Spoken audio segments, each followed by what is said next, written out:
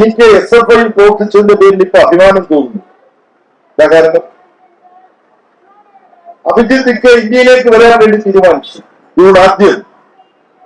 അദ്ദേഹം ആദ്യം ബന്ധപ്പെട്ടത് ഞാൻ ഡൽഹി എയർപോർട്ടിൽ വന്ന് ബോസ്റ്റണിൽ നിന്ന് വന്ന് ഇറങ്ങുമ്പോ അവിടെ ചിലപ്പോൾ പ്രശ്നങ്ങൾ ഉണ്ടാകും. വന്നു കഴിഞ്ഞാൽ അവിടെ സമരം ആരംഭിക്കണം.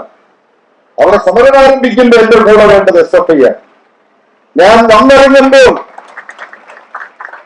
വന്നിറങ്ങുമ്പോൾ എയർപോർട്ടിൽ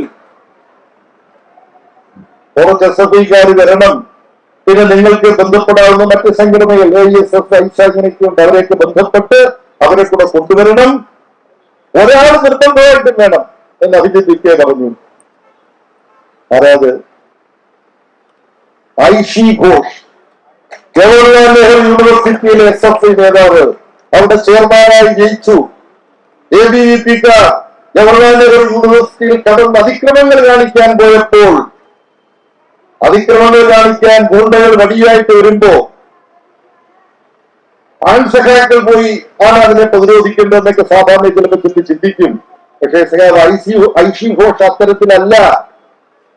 SFIയുടെ ആൺകുട്ടികൾക്കൊപ്പം ഐഷി ഘോഷും പെൺകുട്ടികളുടെ സമരത്തിന് നയിച്ചുകൊണ്ട് രംഗത്ത് വന്നു. സഖാവ് തലക്കടിയേറ്റ് മുറിവേറ്റു, എന്നിട്ടും അവിടെ സമരരംഗത്തിരുന്നു. അപ്പം വിദ്യാർത്ഥി പ്രസ്ഥാനത്തിന്റെ സമരം ഇന്നിപ്പോൾ ഇന്ത്യയെയും ലോകത്തെയും ഇളക്കി മറിക്കുന്ന സമരം. ആ സമരത്തിൽ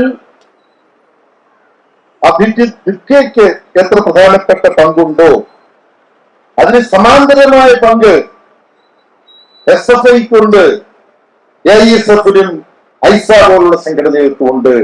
DYFI-യും CIT-യും കർഷക സംഘവും all India democratic women's association എല്ലാ സംഘടനകളും ചേർത്തുകൊണ്ട് വലിയ പല പത്രങ്ങളിൽ അത് സംബന്ധിച്ച ഫോട്ടോ വന്നിട്ടുണ്ട്. കർഷക സംഘത്തിന്റെയും CIT-യുടെയും നേതാക്കന്മാർ സമര പടംകാരെ പോയി സന്ദർശിക്കും. ഈ സമരത്തിന്റെ അടിസ്ഥാന കാരണം നമ്മൾ മനസ്സിലാക്കി. പ്രവേശന പരീക്ഷയിലെ അഴിമതിയാണ്. പ്രവേശന പരീക്ഷ ഒരു കച്ചവടമാക്കി മാറ്റിയതാ. എന്തിനേയും കച്ചവടമാക്കി മാറ്റുന്നതാണ് ഈ സംഘപരിവാറും RSSും BJP അല്ലേ? ഭഗവാൻ രാമനെ കച്ചവട വസ്തുവാക്കിയില്ലേ ഇവര്?